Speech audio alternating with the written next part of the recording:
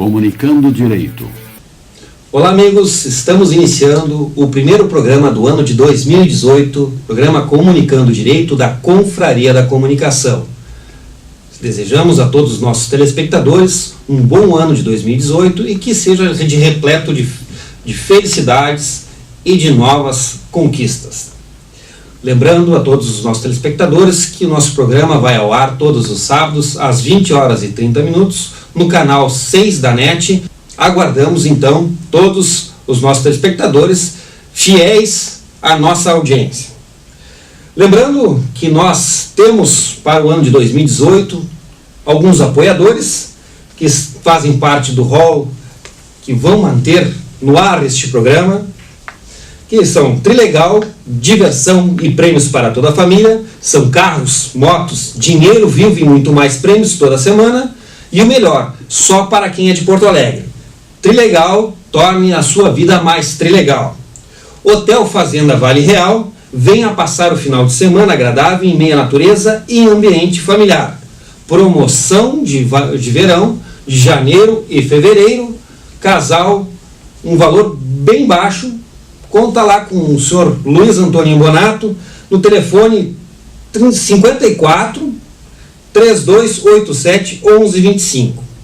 E a empresa Stock Glass, que é referência em vidros temperados e acessórios para utilização e instalação de vidros. Um atendimento totalmente focado no bem-estar do cliente, com entrega pontual de produtos de altíssima qualidade. Em Porto Alegre, na Avenida João 23, 425, bairro São Sebastião, no fone 3022-3710 e no 3026-3710. Então, hoje, amigos, estamos aqui novamente no nosso programa Comunicando Direito, com os nossos participantes. Aqui à minha esquerda, a doutora Ângela Beatriz, que é uma contribuinte assídua, né?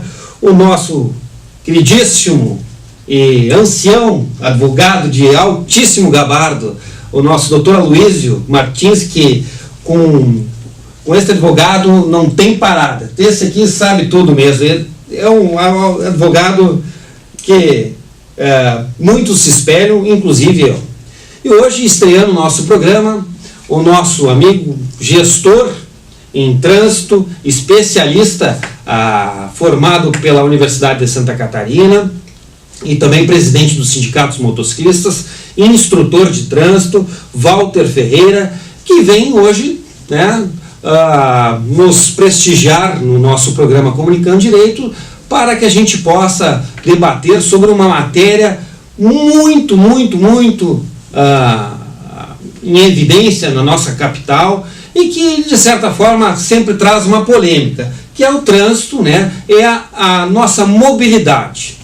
Hoje, nós sabemos que todo o transporte em Porto Alegre, ele é considerado praticamente rodoviário, em cima de transporte sobre rodas, né? E dentro desse transporte de rodas foram criados alguns serviços aí que, né, Walter, que estão mais em evidência agora, que estão trazendo aí nos noticiários, que é o mototáxi, é o Uber, é alguns aplicativos aí com 99 táxi e outros até motoristas particulares que estão trabalhando de forma autônoma dentro deste cenário aí que foi agraciado talvez ou pela falta de oportunidade, talvez, na questão de emprego, ou aí gostaria até de saber de ti, Walter, pela ingerência, talvez, na questão de transporte público mais eficiente para nossos porto-alegrenses.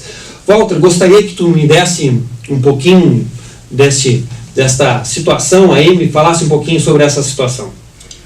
Boa noite aos telespectadores, cumprimento a mesa na sua pessoa, Dr. Felipe, e para mim é uma satisfação muito grande ter a oportunidade de discutir aquilo que os prefeitos e políticos não querem discutir porque não se traduz em votos.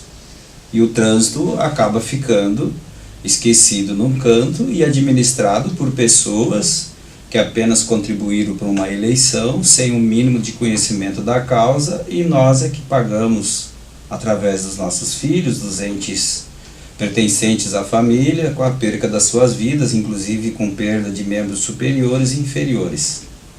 O grande problema que eu entendo que acontece é que se preocuparam demais com o transporte público, o que é viável e tem que existir e que seja satisfatório para os usuários, porém não se preocuparam com as vias. Criam-se corredores, mas se faz de uma forma que depois, dias depois que se criou aquele corredor, tem que corrigir pelas falhas que ficou, porque o ônibus não consegue fazer uma conversão.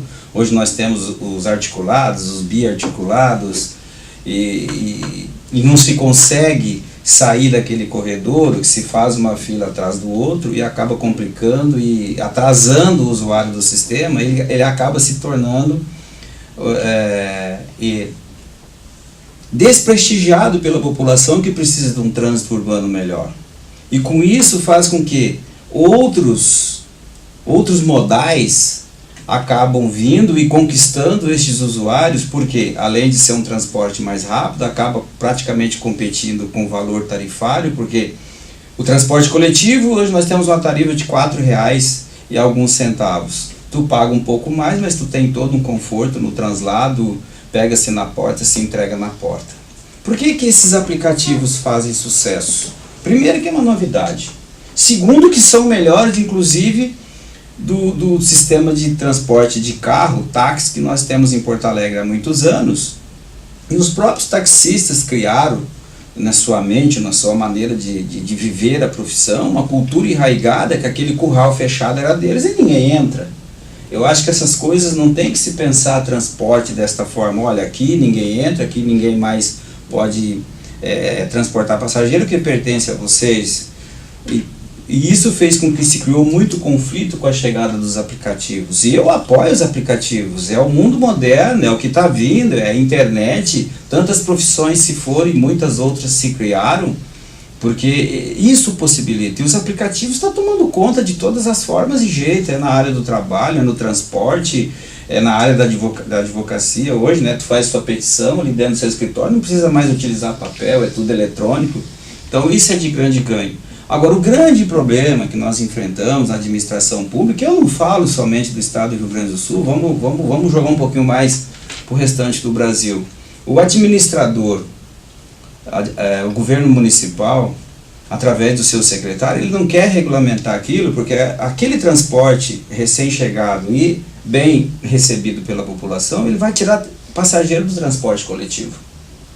E o compromisso do administrador é com o transporte coletivo, sejamos claros aqui, porque são patrocinadores de campanhas eleitorais. Então, infelizmente, os nossos governantes acabam ficando compromissados com estas empresas e, de certa forma, tem que combater estes novos modais, assim como aconteceu com motoristas do Uber agredidos por taxistas, gerando aí prejuízos, riscando carros, partindo para agressão física, culminando em processo, e depois se descobriu que entre os taxistas tinha pessoas que tinham problemas com a justiça. Enfim, se criou toda essa celeuma para chegar no fim e dizer, não, vamos regulamentar, sendo que deveria ser o oposto. Surgiu um modal novo, olha, vamos discutir, vamos analisar, vamos ver, houve a aprovação popular, houve. Então, o que é o viável? E lá no artigo 24 do CTB diz o seguinte, vamos planejar, vamos regulamentar, vamos criar regras do que deixar do jeito que está.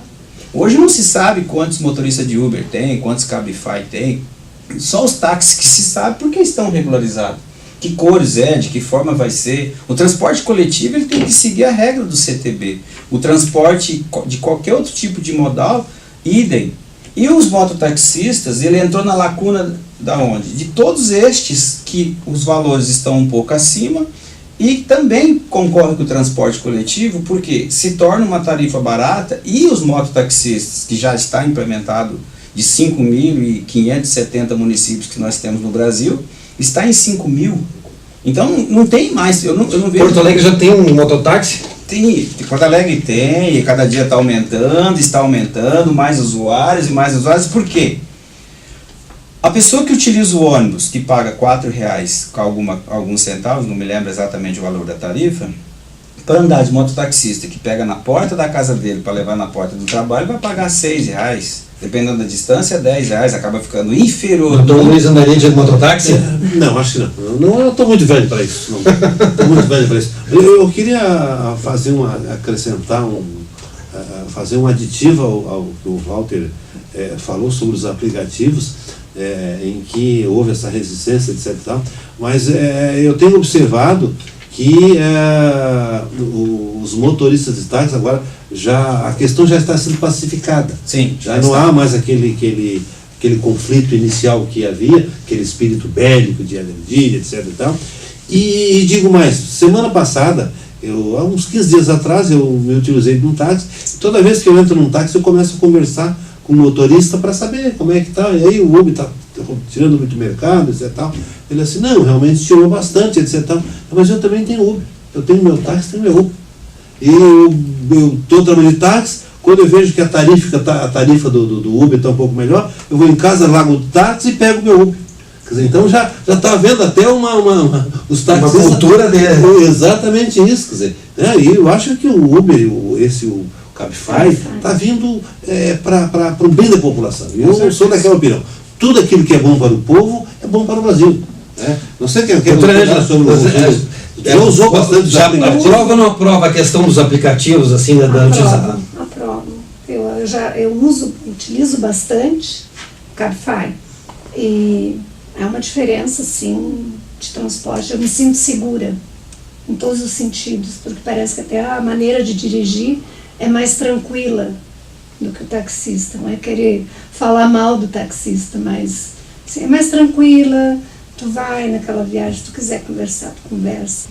Eu vou botar em voga aqui na banca aqui para os nossos debatedores a questão da qualificação da forma de contratação, porque o que acontece? Me parece que o táxi, ele, quando ele recebe aquele prêmio que é aquela placa, ele tem aquela... Ele é vitalício, né? Não é mais. Não, agora não mais. Mas ainda tinha, ele existia naquela situação, uma imunidade, como a doutora Ângela falou, então ele não precisava se qualificar, muitas vezes ele pegava aquela placa e fazia um contrato de arrendamento com um terceiro, com um quarto, e assim ia. E me parece que os aplicativos, e até me parece também que o mototáxi também está vindo em Porto Alegre, pelo que me constou aí nos estudos que fiz, estão se preocupando mais em prestar um bom serviço, como a doutora Ângela fez, para o seu cliente, do que simplesmente transportar. Agora eu só tenho uma crítica ao aplicativo Uber, o percentual que eles cobram. Na minha opinião, o percentual parece que é 25% que eles cobram 25%. Do faturamento. E eu acho que isso é um percentual muito elevado que acaba aviltando o trabalho do condutor. Ou seja, ele tem que ser responsável pela conservação do veículo, pelo combustível, eventual acidente, e se 25% como um percentual sobre aquilo que ele fatura, me parece exagerado e acaba diminuindo muito os ganhos do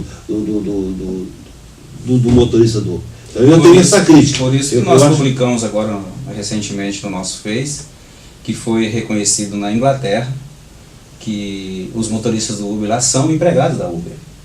Reclamaram e... A Uber saiu, inclusive, da Inglaterra justamente por esse motivo. Porque lá fica inviável, né? Porque lá... fica bom para o Uber e ruim para o motorista, né? Infelizmente nós arcamos com esses custos, enquanto que os mototaxistas, até que se chega a um aplicativo, nós estamos trabalhando em cima dessa possibilidade. O motocicleta não tem um aplicativo ainda. Nós estamos pensando em fazer via assim de moto, mas sem esse modal.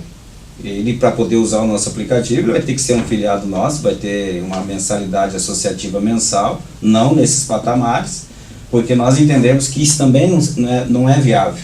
Se fosse ali, de repente, um percentual de 15%, até que seria mais razoável, né? Mas eu acho que 25% acaba compelindo... É um quarto, receber um quarto livre, praticamente todo investe... É a maior transportadora de passageiros do Brasil sem ter nenhum custo. Nenhum carro, nenhum custo. E a diferença dos carros, assim, ar-condicionado, os carros são bem limpos, as vestimentas dos motoristas são muito melhores do que... Não quero aqui desfazer dos taxistas, que é uma categoria centenária, mas eu penso que eles pararam no tempo, a inércia permitiu que eles... Não havia essa preocupação jamais, né? A semana passada, eu conversei com um dono de táxi, e aí, como é que está agora o faturamento de vocês? Caiu 50%. Por aí. 50%. Assim, aquilo que eu faturava 6 mil limpo cada táxi, estou faturando a metade. E muitas coisas que a gente poderia fazer com o próprio carro, tu deixa o carro na garagem e pega um aplicativo, porque pela facilidade, né, pelo preço e pelo bom serviço que é prestado. O Uber fez justiça, porque o que estava acontecendo em Porto Alegre? Uma placa de táxi custava aí coisa de 400 mil reais, quase R$500 mil. E a grande maioria, aí, os poderosos, tinha aí 5, 6, 10 placas, e muitos dos que trabalhavam nos táxis eram empregados, além de ter que deixar para o proprietário do veículo 40%, o que é mais pecaminoso ainda do que o Uber, que cobra 25%. Então veja bem, o Uber até que acabou fazendo justiça nesse sentido, porque a maioria desses empregados foi lá comprar um carro e foi ser Uber. Nesse sentido, sim. Mas o que me chama a atenção, além desses modais, essas questões todas aí que está vindo para melhorar, e fecho com o senhor, que quando o senhor diz que isso contribui muito, porque se a população aceitou, eu entendo que cabe ao administrador público atender os anseios da comunidade, não o interesse dele em querer proteger A, B ou C. O que eu quero jogar aqui, aproveitar essa oportunidade, eu quero discutir com vocês multas praticadas pela IPTC. Nós temos aí uma avalanche de multas praticadas, quero chamar a atenção de vocês, telespectadores. Tu está sendo enganado, tu está sendo lesado pela forma que a IPTC autua. Porque nós temos o Conselho Estadual de Trânsito, denominado CETRAN, onde já emitiu-se 2 pareceres dizendo que a IPTC usa a exceção da regra para não usar a regra. E qual é a exceção da regra? Ao ser autuado, tu tem que ser abordado, tem que ser parado na via, notificado, ter a oportunidade de assinar a autuação ou não, porque da maneira que é feito hoje, baseado no artigo 280, parágrafo 3º, sobre a questão da veracidade ou da fé pública, eu vou lá no artigo 426 do novo CPC, que diz que tudo isso tem que ser feito pelo agente público, pelo servidor, mas na tua presença. Na tua ausência eu posso colocar o que eu quiser, e é o que acontece. Quero dar um exemplo. 2 vereadores de Porto Alegre, não vou citar o nome aqui, nome autorizado, eles estavam em reunião na prefeitura, senhores, e foi multado na Cristóvão Colombo, no mesmo dia, na mesma hora. Eu tomei uma multa lá no Terminal Mercado, no estacionamento do mercado, eu fui abordado pelo agente, porque ele disse que eu passei pelo sinal vermelho, e eu não passei. Depois que eu passei, que eu estacionei, que ele veio me abordar, depois da sinaleira ele veio me dizer isso. Eu disse, olha, pela norma de trânsito, eu teria que estar lá antes da sinaleira e me abordar depois. No entanto, ele não fez a multa na hora, ele me mandou depois, alegando que não me abordou porque o trânsito estava intenso. É uma multa falsa. Então a gente está combatendo isso. Eu quero trazer para a mesa e dizer para vocês, a IPTC, denunciei esse fato à IPTC, fiz por escrito, fiz tudo, a IPTC não apura porque ela tem que cortar na carne. Cortando na carne, vai vir uma avalanche de multas que não procede. Inclusive eu estou aventando a possibilidade, e convido vocês, convido essa banca, de entrar com uma ação pública, ação popular, para que se faça uma investigação, e muitos dos que estão perdendo a carteira estão perdendo inocentemente porque não cometeu aquela multa. Porque uma vez a placa estando na mão do agente, eu estou fazendo uma denúncia, se quiseres assim entender. Uma vez a placa na mão do agente, ele pode fazer qualquer tipo de multa que tu estava em qualquer rua, e como cabe a você comprovar que não fez, tu te torna hipossuficiente na hora de comprovar. E nós temos dados, inclusive decisões judiciais de Belo Horizonte, que a justiça já diz que quem tem que comprovar é o agente autuador, e não o autuado. Mas é a presunção, Antônio. É a presunção do agente público. A fé pública que ele goza, mas aquilo que o Walter disse tem muito sentido. Quer dizer, ela tem uma presunção relativa, ela não é absoluta. Pode ser. Agora, em relação a essa questão que está falando da IPTC, eu estou decepcionado com o nosso prefeito. Porque uma das bandeiras do nosso prefeito era acabar com a IPTC, porque a IPTC era não sei o que, era não sei aquilo, e etc. Ele está fazendo pior. Eles queriam tirar os azulzinhos de trás das árvores, está cheio de azulzinho ali, escondidos ainda, em vez de estar fiscalizando o trânsito ali, evitando o congestionamento, ele está ali escondido com aquela pistola que ele não está. Então está fazendo pior que o outro. Então, esse governador que eu votei nele, ele se arrependeu mesmo de matar se eu era um homem morto, não teria votado nesse homem. Eu também votei, você sinta sozinho nessa. Mas é incrível. É aquela história, é discurso de político para ser eleito. Não, mas isso no fim faz a mesma coisa ou até pior. A questão da gestão da IPTC me parece que foi sempre com esses fins arrecadatórios, embora ela tem lá pelo próprio Código de Trânsito, pelos princípios do Código de Trânsito brasileiro, uma questão de educação. E, na verdade, ela vai mais por uma questão de punição do que de arrecadação. A palavra educação, doutor Felipe, foi mudada. A palavra educação para a IPTC passou para punição. Sim, hoje... Não existe. Se um semáforo está estragado e o agente público da IPTC...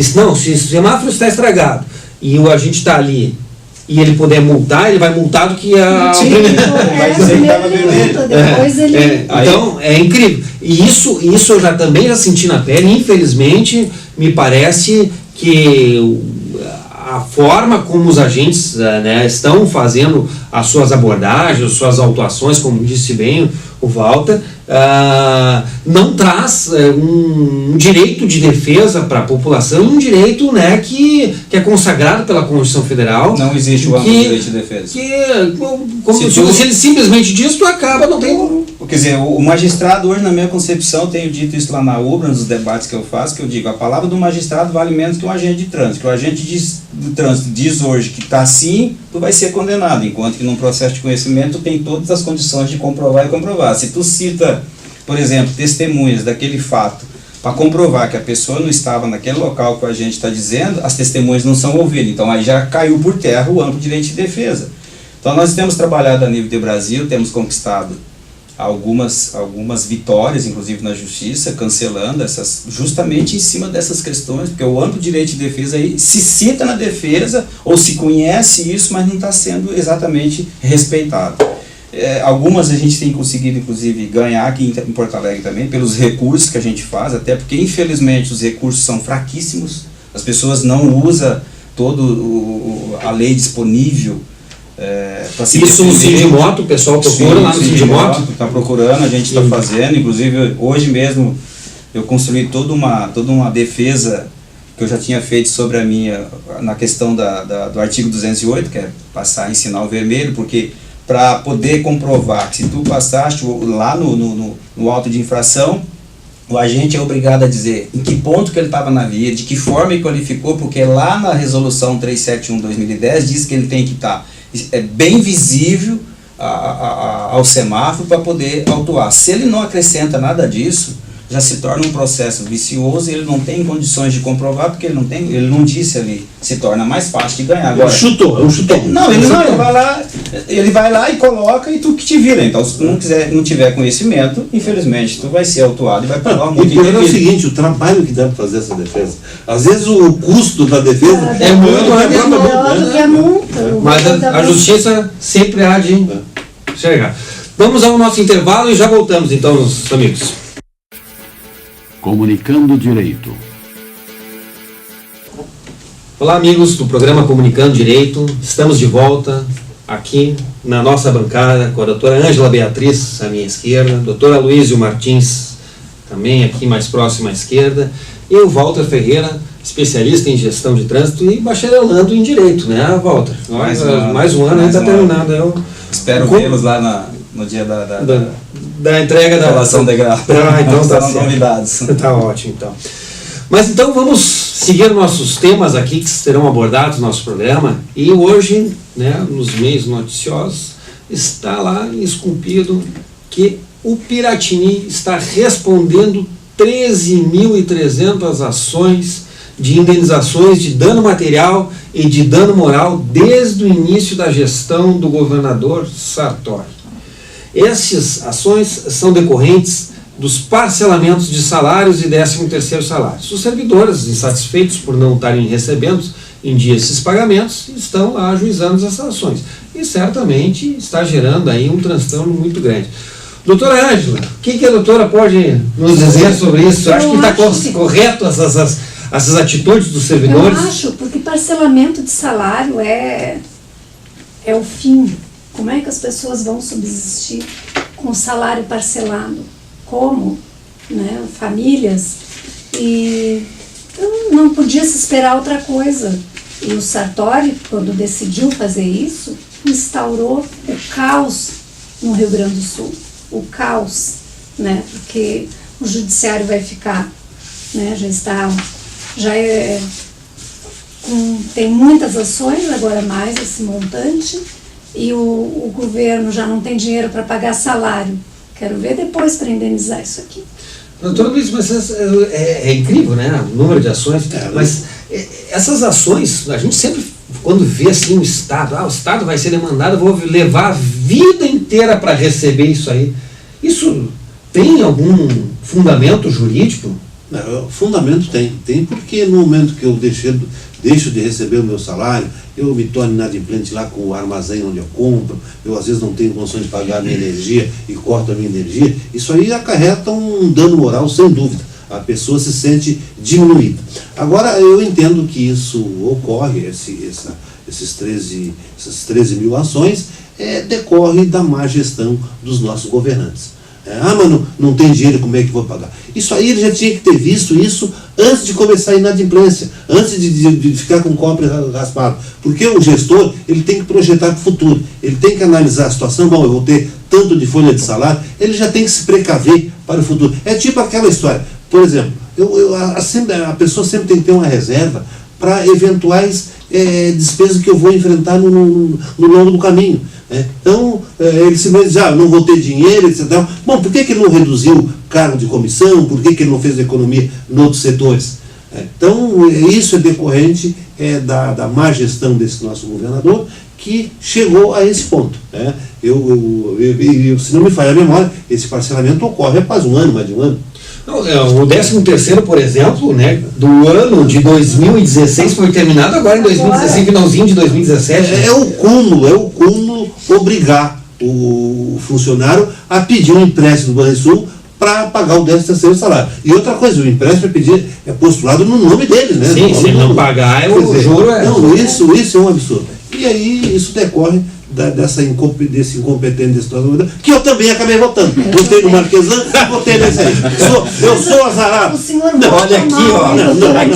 O problema eu não votei, tá? Olha a minha gravata aqui, senhores telespectadores.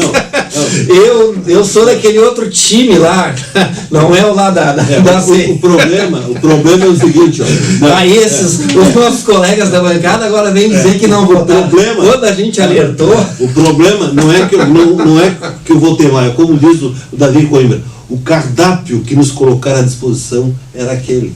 Não tinha como escolher. Nos colocaram na mesa. Mas, doutor, quando o Estado age assim, como eu sou sindicalista, essa situação acaba lá no setor privado. Por exemplo, as empresas das quais eu negocio e que também enfrentaram dificuldades, eles me diziam assim, não, mas se o governo do Estado parcela, por que eu não posso parcelar?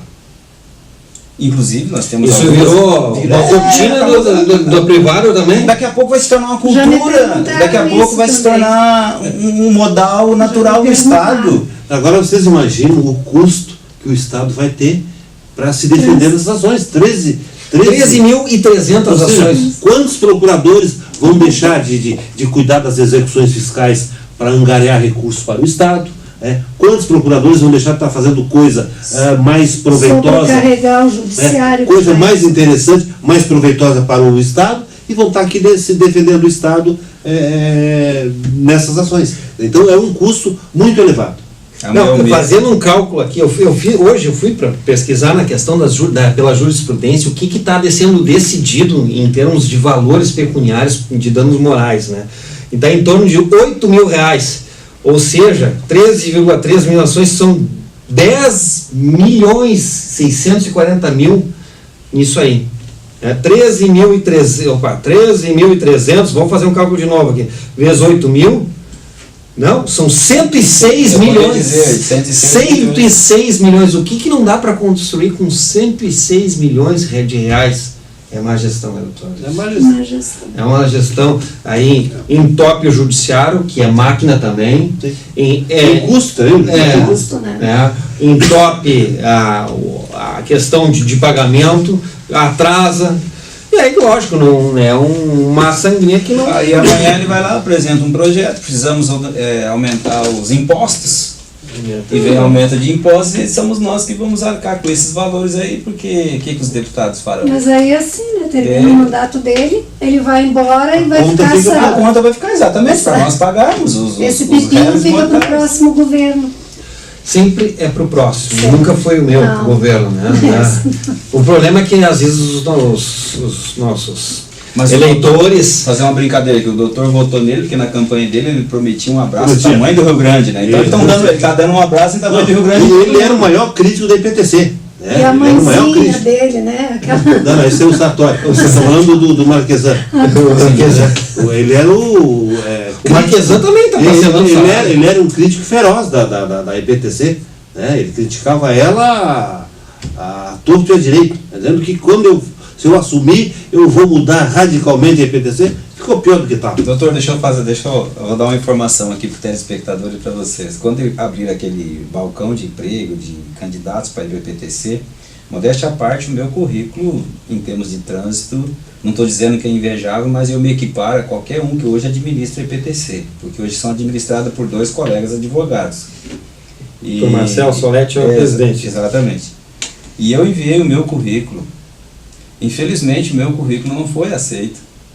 Eu confesso ao senhor, se eu tivesse sido aceito, eu confesso que eu não ficaria um mês, porque, sinceramente, eu sou totalmente contra o sistema de arrecadação do que educação, punição.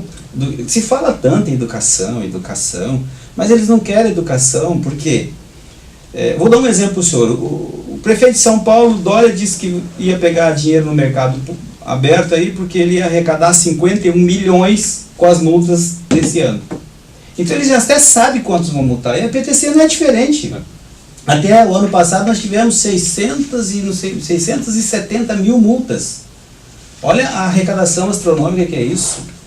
Então nós estamos combatendo isso, convidamos vocês para fazer parte desta luta, e somente a sociedade unida, a sociedade com o mesmo pensamento é que pode mudar isso. Principalmente neste ano, independente de cor de gravata, de ser amarela, se é preta, gente, pelo amor de Deus, vamos colocar gente nova, assim como esses procuradores estão fazendo um trabalho maravilhoso aí na nossa famosa Lava Jato. Gente nova, não condenando mas os antigos que estão aí no poder, apartamento com 51 milhões, eu não quero ver mais isso. Quero ver para a saúde, para a educação. Esperamos que 2018 a coisa fique melhor do que foi a 2017, porque a Lava Jato foi proveitosa. Não tem dúvida. E eu espero que 2018 ela seja melhor ainda. Esperamos realmente que a Lava Jato tenha outras situações. O que eu sempre digo, a Lava Jato é a nossa única esperança. Se a Lava Jato não der em nada, aí acabou o Brasil. Então, para fechar, eu quero dizer para o senhor, tem 2 aí hoje, até acho que eu recebi do Dr. Felipe, então nós temos o ex-deputado Beto Albuquerque, que está sendo investigado, e inclusive um candidato ao Piratini, que foi o prefeito de Canoas, Jair Jorge. Está investigado nessas questões, essas pessoas não podem, de certa forma, voltar ao cenário se já deixou situações comprometidas lá atrás. Mas alguns deles já são notáveis políticos e já fizeram bastante, né? A gente tem neste como é um iniciamento, uma questão prematura, ainda acho que tem que ter um aguardar por uma investigação melhor, né? Mas não dá para literalmente dizer que eles têm culpa no cartório, digamos assim. Acho que Jair Jorge e Beto Albuquerque são pessoas aí realmente de um ótimo histórico político, no meu entendimento. Mas depois desses últimos acontecimentos, é difícil acreditar num político. É difícil. Nos que estão, né, doutor? Porque a gente tem que acreditar nos novos, né? Não, naquela gente que está vindo lá de baixo. Não, isso eu concordo. Assim como concordo também com esse pessoal novo que vem desses procuradores, de justiça, delegados de polícia. Eu ia citar o exemplo dos delegados de polícia, porque eu me lembro que há muito tempo, talvez fosse um folclore, mas a gente não via muito disso, né? Que o delegado fazia isso, fazia aquilo. hoje não se vê mais. A gente vê muito delegado, às vezes, quando tem uma situação de suborno, alguma coisa, prendendo a pessoa ali em flagrante, justamente porque já vem com uma outra cultura. E talvez acho que é isso que nós precisamos mesmo no Brasil, de pessoas jovens políticos com uma outra visão, com uma outra cultura, que realmente da questão pública, né? Que a res pública ela é muito maior do que essa questão privada, de encher os bolsos, né, que é o que a gente está acostumado a ver no cenário político. Bom, vamos fazer mais um breve intervalo e já voltamos com as perguntas dos nossos telespectadores. Até daqui a pouco. Comunicando Direito. Olá, amigos, então voltamos para o nosso terceiro e último bloco do programa Comunicando Direito, e aquele bloco que é o mais esperado pelos nossos telespectadores. É aqueles onde os nossos telespectadores vão lá, acessam o nosso site no Facebook é Comunicando Direito, ou através do nosso e-mail, que é comunicandodireito@gmail.com, manda a sua perguntinha e nós vamos responder aqui no ar para você. Então, a primeira pergunta aqui, vou ler diretamente aqui, que veio do site, um telespectador não identificado, fala o seguinte, faz a seguinte pergunta aqui para a bancada, vou direcionar diretamente à doutora Luiz. Meu carro foi atingido por uma viatura da Brigada Militar que avançou no sinal vermelho e me causou danos materiais. Ao pesquisar na internet, encontrei vários casos semelhantes, ao citar o artigo 29 do Código de Trânsito Brasileiro. Os condutores de veículos de emergência deverão ser cautelosos e reduzir a velocidade ao cruzar o sinal. Mas eu quero acionar, mas eu não estou bem certo disso. Então ele está perguntando se ele pode acionar uma ação contra o Estado e não contra o brigadiano, e se é uma ação demorada. Doutor Aloysio, o que nós podemos... Se ela é demorada, depende dos valores envolvidos. Se for uma ação milionária, é coisa para receber só teus filhos, teus netos. Terceira ou quarta geração.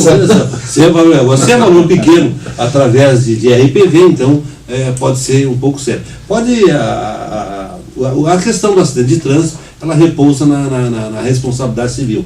Né? Então, quem dá causa ao evento é responsável pelo dano praticado. Se nesse caso a viatura policial ultrapassou o sinal vermelho, evidentemente a responsabilidade é do condutor da viatura. Então o processo pode ser acionado contra o Estado, porque o policial representa o Estado, e também pode, inclusive, contra ele, porque a lei diz que pode ser acionado o dono do veículo e o proprietário. E se for acionado apenas o Estado pode chamar o condutor no processo para tentar o direito de regresso da condenação. Então, comprovado que efetivamente ele ultrapassou o sinal vermelho, ele é responsável e a ação vai ser exitosa, e pode ser ajuizada, dependendo do valor, no juizado especial da Fazenda Pública, que é um procedimento mais ou menos sério. Eu acho que 6 meses, no máximo 1 ano, resolve o problema. Se for na justiça comum, aí... Se tiver, né, a juizada especial da Fazenda Pública na sua comarca, porque não são todas as comarcas que já possuem o juizado especial. Mas realmente, né, depende muito do valor. Doutor Aloysio, eu vou passar uma pergunta aqui para o nosso colega de bancada, Dr. Walter Ferreira, que acho que é bem na sua área, né, na área sindical aí. Está perguntando um telespectador não identificado se a nova legislação trabalhista é em benefício ou ela é maléfica aos trabalhadores. Primeiro que eu entendo que ela tem vários artigos que são inconstitucionais e está sendo atacada já no STF sobre essa questão. Até fica difícil prever um futuro. E segundo que eu entendo que ela traz muitos prejuízos. Eu não consegui ainda visualizar, no meu humilde entendimento, quais os avanços que essa lei traz. Primeiro, eu poderia citar a gratuidade do trabalhador que pretende ingressar reclamando seus direitos. A Constituição garante a gratuidade, enquanto que a lei prevê que não. Por outro lado, o fato do reclamante responder pela Sucumbência, sucumbência. Estou querendo achar uma palavra mais coloquial para que os honorários do advogado os honorários do advogado contrário. Isso faz com que o trabalhador ele deixe até de reclamar os seus direitos. Eu já estou vendo isso no próprio escritório. A gente está analisando todas essas questões para ver se não se traz mais esse prejuízo ao trabalhador. Eu acho que enfraqueceu demais o trabalhador e fortaleceu demais a classe patronal. E outra, negociar direto com o empregado, isso dificulta o empregado pleitear melhores condições de trabalho, porque ele vai se sucumbir ao interesse da classe patronal. É o consumidor e o fabricante.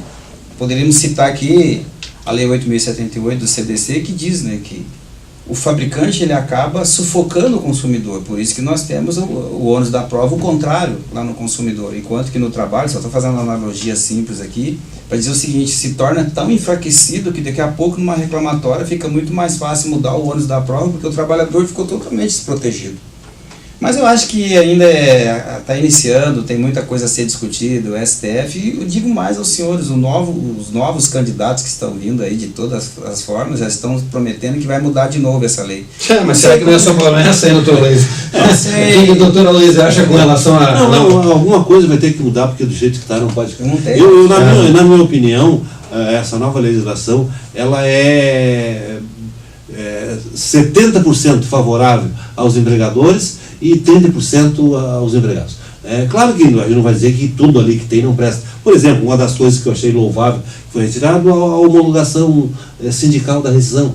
Aquilo ali era uma burocracia tremenda. Às vezes o sindicato não tinha, não são todos os sindicatos, não tinha sindicato que tinha que agendar para um mês depois da homologação.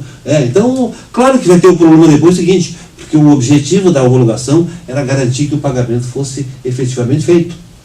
Porque lá no sindicato era feito o depósito, havia um fiscal, então não havendo a homologação, pode o empregado assina a rescisão e olha, vai procurar agora seus direitos sem pagar.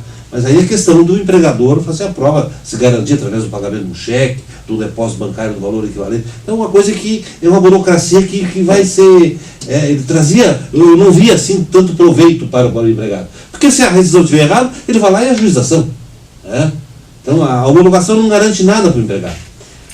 Agora tem coisas que estão extremamente maléficas, como por exemplo, foi agora oficializado o incidente de desconsideração da personalidade jurídica na Justiça do Trabalho. Sim. Paralisa o processo para investigar se os sócios são retirados. Quando terminar o incidente, os sócios não tem mais beijo, não tem mais nada. Quer dizer, então, isso vai gerar... O Uruguai, né, Antônio? Antônio gosta muito do Uruguai. Isso é um prejuízo assim, irreparável para o trabalhador.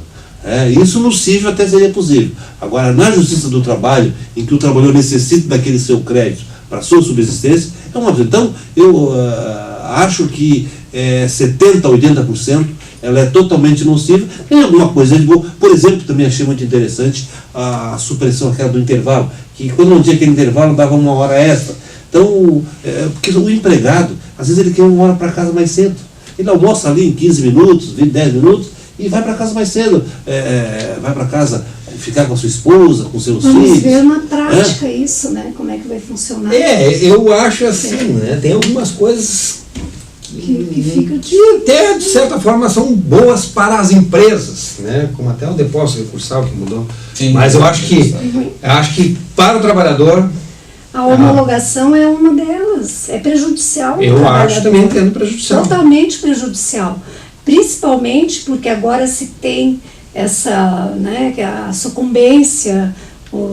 Então, o sindicato exige, é uma força que o trabalhador tem para fiscalizar se a homologação, se a rescisão está correta, se não está, para muitas vezes evitar até que entre, se está correta, evita que entre na justiça.